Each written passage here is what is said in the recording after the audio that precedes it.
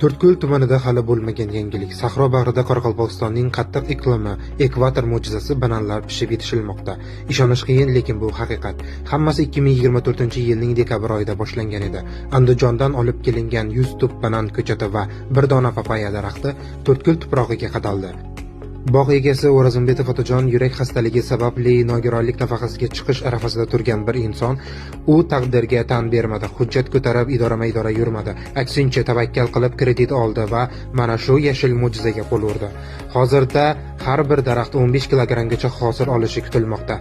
Dehqonning aytishicha, bananlar mart oyida to'liq pishib yetiladi, lekin qahramonimiz bu bilan to'xtamoqchi emas. Navbatdagi maqsad Qoraqalpog'iston sharoitida kivi yetishtirish. Nogironlik nafaqasini emas, mehnatni tanlagan, qiyinchilikdan qochmay yangilikka intilgan bu insonning g'ayratiga tasanno. To'rtko'l bananlari faqat iroda va sabr mevasidir.